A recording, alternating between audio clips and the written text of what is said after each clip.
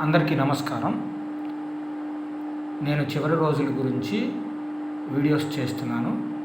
దేవుని రాజ్యం కోసం అందరం సిద్ధపడాలన్నదే నా యొక్క ముఖ్య ఉద్దేశం. సో ముందుల ఎండ్ డేస్ గురించి, అంటే చివరి రోజుల గురించి, ప్రకటన గ్రంథం గురించి, దానియేలు గ్రంథం మీద నేను ఒక 2.5 hours 2.5 గంటల సెమినార్ ఉందండి. అది ఒకటి నేను మీకు ఈ ఛానల్లో పోస్ట్ చేశాను. అందరూ దాన్ని చూడాలని కోరుకుంటున్నాను. మరియు ఇంకొక విషయం ఏంటంటే, నిజంగా యేసయ్యని ఎలా నమ్ముకోవాలి, నిజమైన రక్షణ అనేది ఎలా ఉంటుంది అనేది ఒక వీడియో చేశాను. తర్వాత ప్రస్తుత రోజుల గురించి ప్రకటన గ్రంథం 11వ అధ్యాయంలో చెప్పబడిన ప్రవచనం గురించి ఇంకొక వీడియో చేశాను. దయచేసి ఈ వీడియోలన్నీ మీరు చూడాలని కోరుకుంటున్నాను. ఈ రోజున మనము ప్రకటన గ్రంథంలో చెప్పబడిన, దానియేలు గ్రంథంలో చెప్పబడిన 3 ముఖ్యమైన వ్యక్తుల గురించి నేను ఈరోజు వీడియో చేస్తున్నాను. ఈ ఛానల్ని సబ్స్క్రైబ్ చేసుకొని వాళ్ళు సబ్స్క్రైబ్ చేసుకోండి. ఇది చివరి దినాల్లో దేవుని రాజ్యం కోసం మనం ఎట్లా సిద్ధపడాలి అన్న ముఖ్య ఉద్దేశాల మీద కొన్ని దేవుని యొక్క మర్మాలు, దేవుడు నాకు ఇచ్చిన తలంపులు, బైబిల్ గ్రంథంలోని వాక్యానుసారమైనయే నేను మీకు పోస్ట్ చేస్తున్నాను. దయతో అందరూ దీన్ని సబ్స్క్రైబ్ చేసుకొని అనేకులకి ఇది అందేటట్టు మీరు షేర్ చేయండి. తర్వాత అనేక మంది విని దేవుని ద్వారా, ఈ వాక్యం ద్వారా లబ్ధి పొందాలని నేను కోరుకుంటున్నాను. దీంట్లో స్వార్థ ప్రయోజనాలు ఏమీ లేవు. ఈరోజు మన టాపిక్ ఏంటంటే 3 వ్యక్తుల గురించి, ప్రకటన గ్రంథంలో చెప్పబడిన 3 వ్యక్తుల గురించి ఈరోజు మనం తెలుసుకుంటున్నాం. దానికంటే ముందుగా నేను మీకు ఒక విషయాన్ని తెలియపరుస్తున్నాను. కాలము సంపూర్ణమై ఉన్నది, దేవుని రాజ్యము సమీపించి ఉన్నది. ఈ కాలము సంపూర్ణమైనప్పుడు ఒక మర్మం మనకు తెలియాలి. కాలము సంపూర్ణమైపోతుంది, టైం అయిపోతుంది అనేది ఒక సీక్రెట్ అండి. తర్వాత ఈ కాలం సంపూర్ణమైనప్పుడు కొన్ని విషయాలు జరగవలసి ఉన్నది, అవన్నీ సీక్రెట్. అవి ఈ రోజుల్లో ఉండి మనకు బయలుపరచబడినాయి. అది ఎఫెసీయులకు రాసిన పత్రిక 1వ అధ్యాయం 8వ వచనం నుంచి 9వ వచనం దాకా ఉంటుందండి. సో ఈ మర్మము గురించి, దేవుని మర్మం ఒకటి జరగబోతుంది, దాని గురించి నేను ఇంకొక వీడియో చేస్తాను. ఈ మర్మము, దేవుడు ఈ అంత్య దినాల్లో చెప్పబోయే మర్మం ఏంటి అనే దాని గురించి ఇంకొక వీడియో చేస్తాను. ఈరోజు మనం 3 వ్యక్తుల గురించి, ఆఖరి రోజుల్లో ఉండే 3 వ్యక్తుల గురించి తెలుసుకుందాం. మొదటి వ్యక్తి ఎవరంటే మహాఘట సర్పము, అనగా ఆయన సాతాను. ఎర్రని ఘట సర్పము అని ఉంటుంది. ప్రకటన గ్రంథం 11వ అధ్యాయంలో ప్రకటన గ్రంథం 7వ అధ్యాయంలో 12వ అధ్యాయంలో ఈ విషయం తెలియపరచబడుతుంది. రెండోది అంత్యక్రీస్తు. ఈయన గురించి ప్రకటన గ్రంథం 13వ అధ్యాయంలో చెప్పబడుతుంది. ఆయన అబద్ధ ప్రవక్త. ఈయన గురించి కూడా ప్రకటన గ్రంథం 13వ అధ్యాయంలో చెప్పబడుతుంది. అంత్యక్రీస్తు అంటే ఎవరంటే నాశనం చేయవాడు, 7 తలల మృగం. చిరుతపుల్లాగా ఉంటాడు, ఎలుగుబంటి లాంటి కాళ్ళు ఉంటాయి, సింహము లాంటి ముఖం ఉంటుంది, 7 తలలు ఉంటాయి, తర్వాత 7 కొమ్ములు ఉంటాయి, కిరీటాలు కూడా 7 ఉంటాయి. అయితే ఈ మృగం అంటే మృగం లాంటి మనిషి అని అర్థం. అంత్య దినాల్లో రాబోతున్నాయన. ఈయన్నే నేను అంత్యక్రీస్తుగా మీకు తెలియపరుస్తున్నాను. ఈయన సముద్రంలో నుంచి పైకి వస్తాడు. డంబపు మాటలు, దేవదూషణ మాటలు పలికే నోరు ఆయనకు ఉంటుంది. అంటే దేవుడి కంటే దేవుణ్ణే దూషిస్తాడు. తర్వాత బడాయి మాటలు, అంటే గొప్ప మాటలు, తన గురించి తాను గొప్పగా చెప్పుకుంటూ ఉంటారు. తర్వాత ఈయన ఎలా ఉంటాడంటే, జీవగ్రంథమందు ఎవరి పేరైతే వ్రాయబడలేదో వారు మాత్రమే ఈ మొదటి మృగమైన అంత్యక్రీస్తుకి నమస్కారం చేస్తారు. అంటే భూమి మీద ఉండే నివాసులందరూ కూడా, ఆల్మోస్ట్ వాళ్ళందరూ కూడా ఈయనకి నమస్కారం చేస్తారు. దేవాలయంలో ఆయన ఒక విగ్రహాన్ని స్థాపిస్తాడు, ఆ మృగానికి అందరూ పూజిస్తారు. తర్వాత అంత్యక్రీస్తు ఎప్పుడు వస్తాడంటే, భూమి మీద, ఇది ఒక సీక్రెట్ అండి, ఈ సీక్రెట్ని తెలుసుకోండి. భూమి మీద మొదట భ్రష్టత్వం అనేది ప్రపంచం మొత్తం రావాలి. భ్రష్టత్వం అంటే అర్థం ఏంటంటే, మనుషులు తప్పు చేస్తారు, తప్పు చేసి తప్పే నిజంగా పరిగణిస్తారు. అంటే తప్పు చేయటాన్నే మంచి పని కింద జనాలు అట్లా ఉంటారు. తర్వాత ఈ అంత్యక్రీస్తు వచ్చినప్పుడు ఎట్లా ఉంటుందంటే, ఏది దేవుడో, ఏది పూజించాలో దాన్నంతా ఆయన్ని వ్యతిరేకిస్తాడు. తర్వాత ఏది దేవుడో దాని అంతటికి పైగా తనను తాను హెచ్చించుకుంటాడు. అంటే నేనే దేవుడిని అన్నట్టుగా, అసలు దేవుడేంది నేను మొత్తం అన్నట్టు ఆయన చెబుతాడు. తానే దేవుడిని కనపరుచుకుంటూ దేవుని ఆలయంలో కూర్చుంటాడు పోయి. ఓకే, వానికి ఒక సొంత కాలం ఉంది, అప్పుడే వాడు బయలుపడతాడు. ఇప్పుడు ఉదాహరణకి ఇప్పుడే ఉన్నాడు అని అనుకుందాం.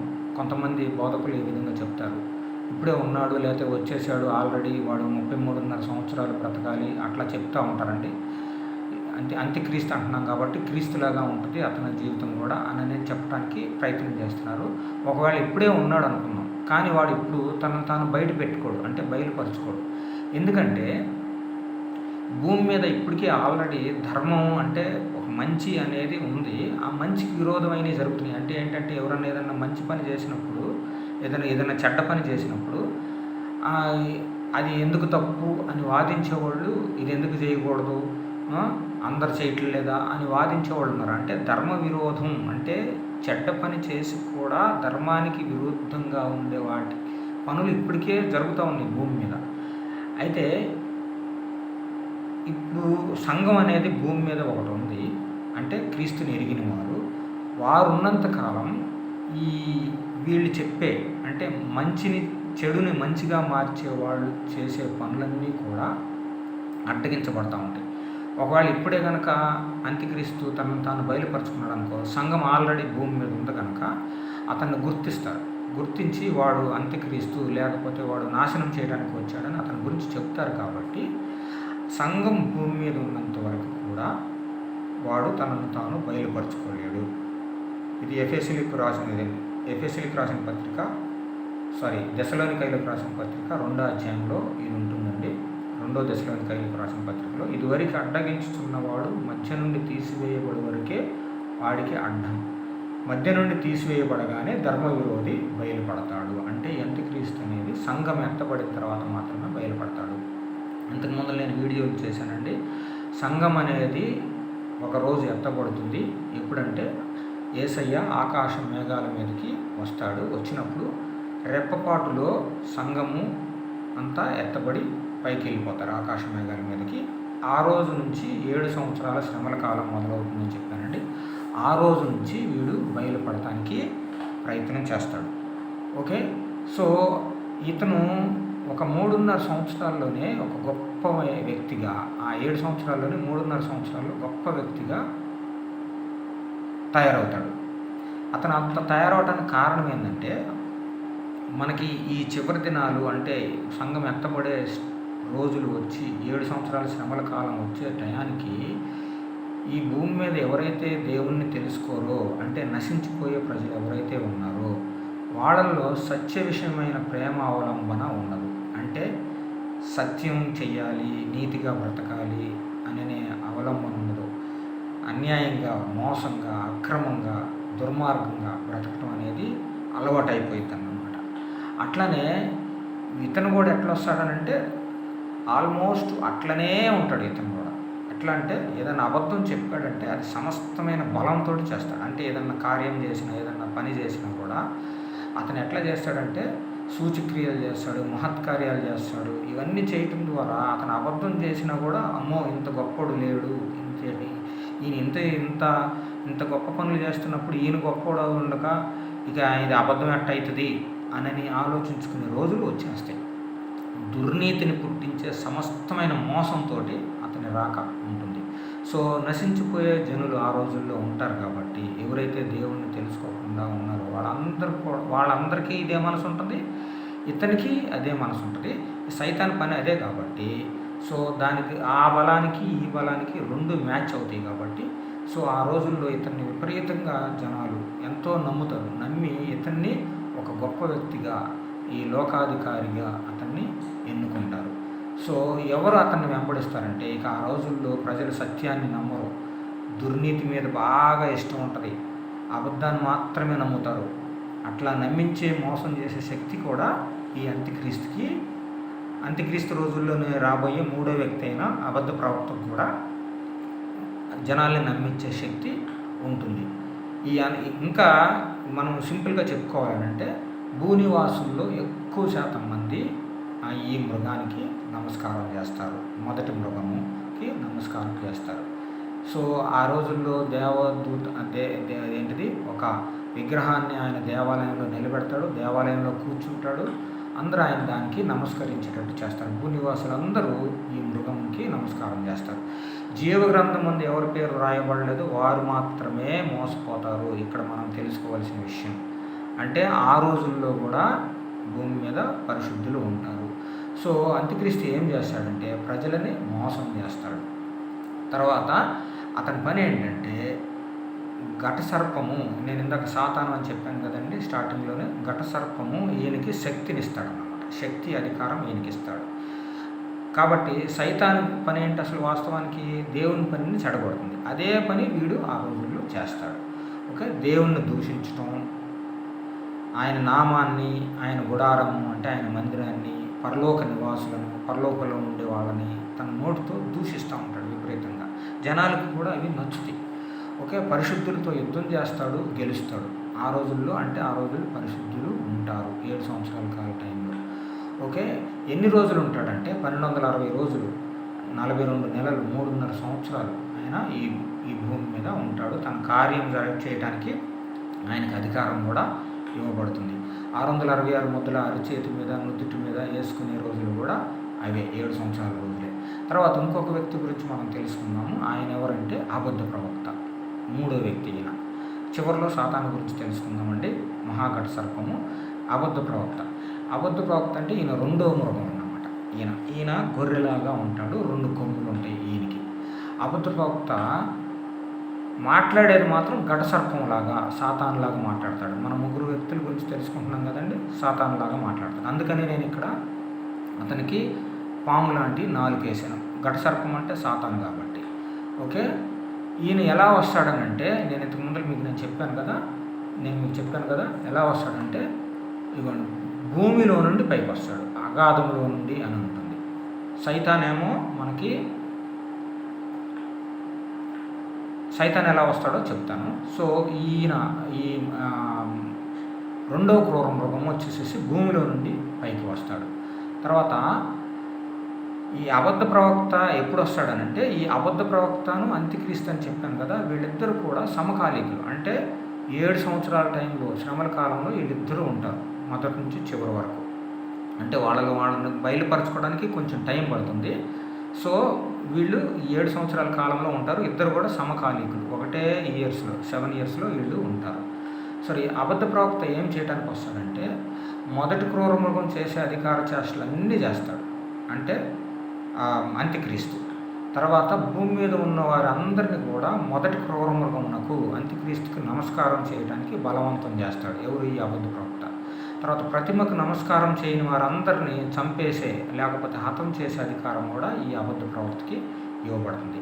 ఆకాశం నుండి భూమి మీదకి అగ్ని దిగి వచ్చేటట్లు చేస్తాడు. మనుషులందరి దగ్గర ఎదుట గొప్ప సూచనలు కూడా చేస్తాడు. తర్వాత ఈ అంత్యక్రీస్తుకి ఒక విగ్రహం చేసేటట్లు కూడా మనుషుల్ని మోసం చేస్తాడు.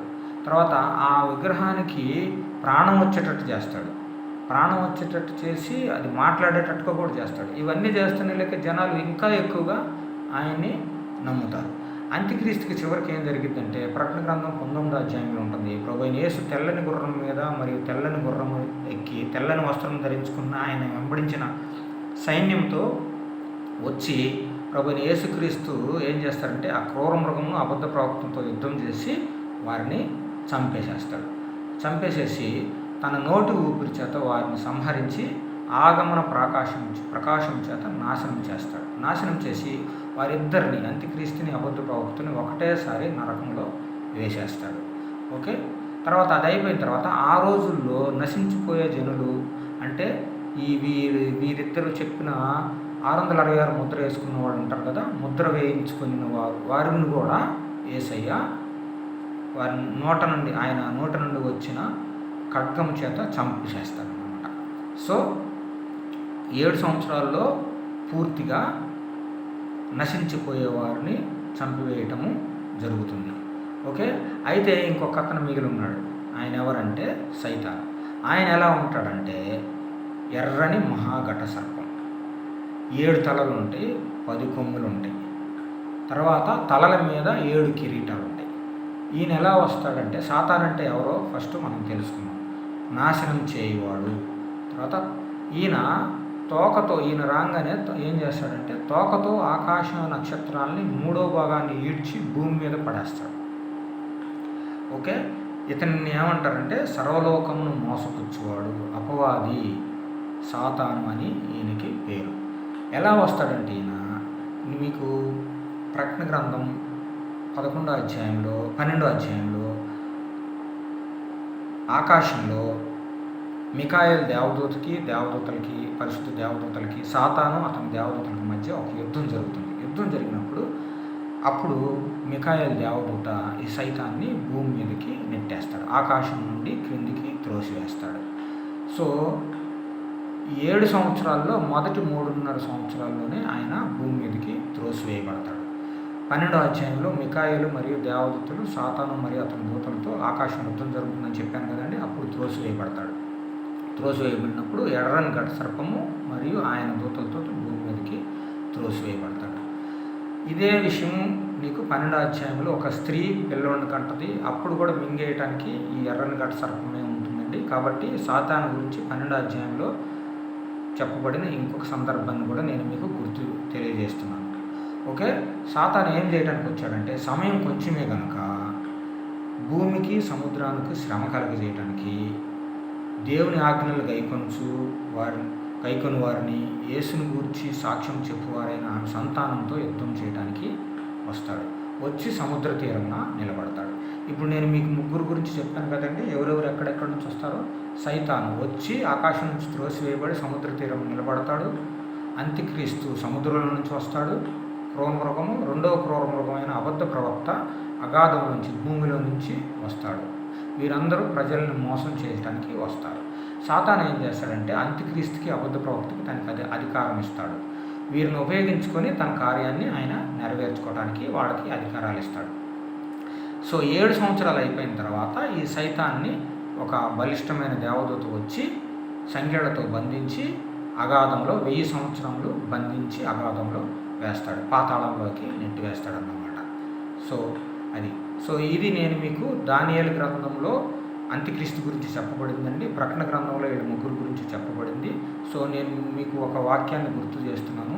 దానియేలు గ్రంథం 9వ అధ్యాయం 27వ వచనంలో అతడు ఒక వారమునకు అంటే ఇక్కడ అంత్యక్రీస్తు అండి, క్రూరమృగము, మొదటి క్రూరమృగము, అనేకులకు నిబంధన స్థిరపరచును, అర్ధవారమునకు బలిని నైవేద్యము నిలిపివేయను, హేమైనది నిలిచి వరకు నాశనం చేయవాడు వచ్చును, నాశనం చేయువానికి రావాలని నిర్ణయించిన నాశనం ముగించే వరకు ఇలా జరుగును. ఇది ఒక వారం అంటే 7 సంవత్సరాలండి. మీకు 7 సంవత్సరాల్లో 2 విషయాలు జరుగుతాయి. పరలోకం నుంచి అవిశ్వాసుల మీదకి దేవుని తీర్పు వస్తుంది. తీర్పుల గురించి నేను ఇంకొక వీడియో చేస్తాను. లేదు మీరు ఎండ్ డేస్ అనే ఒక చివరి రోజులని ఒక వీడియో చేశానండి నేను. ఆ వీడియోలో కూడా చూడండి. మీరు పూర్తిగా చూసినట్లయితే అవిశ్వాసుల మీదకి దేవుని తీర్పు ఎలా వస్తుందో తెలియపరిచాను. తర్వాత విశ్వాసులకు సాతాను హింసించడం. ఇప్పుడు మనం 7 సంవత్సరాల్లో 3 వ్యక్తులు ఉంటారు కదా, ఈ 3 వ్యక్తులు విశ్వాసుల్ని అంటే పరిశుద్ధుల్ని హింసిస్తారని చెప్పుకున్నాం కదా. సో ఈ 7 సంవత్సరాల్లో జరిగే 2 విషయాలు ఇవ్వండి. సో వీళ్ళ ముఖ్య ఉద్దేశం ఏంటంటే మొదటి క్రూరమృగము అంత్యక్రీస్తు, 2వ క్రూరమృగము అబద్ధ ప్రవక్త ప్రజలను మోసం చేసి ఎర్రని ఘట సర్పము అయిన సాతాను వైపు ప్రజల్ని తిప్పడానికి ప్రయత్నం చేస్తారు. ఓకే, సో ఎర్రని ఘట సర్పం ఏం చేస్తుందంటే సాతాను పని ఏంటంటే సర్వలోకమును మోసపుచ్చి నాశనం చేయడానికి అతను కంకణం కట్టుకుంటాడు. సో 7 సంవత్సరాల గురించి నేను మీకు ప్రస్తావించడం జరిగింది. ఒక వారం అంటే 7 రోజులు, ఒక రోజు అంటే 1 సంవత్సరం, 7 రోజులు అంటే 7 సంవత్సరాలు. మనం ముందుగా జరగబోయే 7 సంవత్సరాల శ్రమ యేసయ్య ఆకాశ మేఘాల మీదకి రాగానే సంఘం ఎత్తబడంగానే 1 వారం మొదలవుతుందండి. సో 7 సంవత్సరాల శ్రమల్లోకి మనం పాలు పంపులు పొందకూడదు. మనం ఎత్తబడే గుంపులో ఉండాలి. దేవుడు వచ్చినప్పుడు ఆయన సన్నిధికి చేరాలి. సో భూమి మీద ఎవరైతే ఆయన రాగానే మిగిలిపోతారో వాళ్ళు ఈ కష్టాలను ఎదుర్కొంటారు. సో ఈ రోజుల్లో మనం ఇప్పుడు ప్రస్తుతం ఉన్న రోజుల్లో యేసయ్యను గురించి మనల్ని మనం జాగ్రత్తగా ఉంచుకున్నట్లయితే మనం 7 సంవత్సరాల శ్రమల్లో పాలు పంపులు పొందాల్సి వస్తుంది. సో 7వ అధ్యాయంలో ప్రకటన గ్రంథం 7వ అధ్యాయంలో కూడా దేవుని ముద్ర వేసుకుని ఉన్న అనేకమైన జనాంగం ఉంటారండి. అంటే 7 సంవత్సరాల టైంలో మనకి దేవుని ముద్ర వేసుకునే వాళ్ళు కూడా ఉంటారు. అట్లానే సైతాను ముద్ర వేసుకునే వాళ్ళు కూడా ఉంటారు అని మీకు నేను కొంచెం చెప్తున్నాను. ఇవన్నీ మీకు చిన్న చిన్న టాపిక్లతో చెప్తాను. నేను పెట్టిన ఎండ్ డేస్ అనే వీడియోస్ పూర్తిగా మీరు చూసినట్లయితే ఇవి మీకు చాలా కూలంకషంగా అర్థమవుతాయి. తర్వాత 11వ అధ్యాయంలో నేను ఒక వీడియో చేశాను. ప్రస్తుత రోజుల్లో మన కోసం చెప్పబడిన ఒక ప్రవచనం అని చెప్పేసి నేను ఒక వీడియో చేశాను. ఆ వీడియో చూడండి. ఈ ఇద్దరు ప్రవక్తలు మనకి 7 సంవత్సరాల టైంలో భూమి మీద వచ్చి సువార్త ప్రకటిస్తారండి. వీళ్ళని చంపేది కూడా క్రూర మృగమే. కాబట్టి మనము ఇవన్నీ ముందుగా తెలుసుకుంటున్నాం. మనము ఆఖరి రోజుల్లో ఉన్నాము. దేవుని కొరకు నమ్మకంగా భయంతో సిద్ధపడాలి అనేదే నా యొక్క విన్నపము. అందరికీ నా వందనములు. Thank you.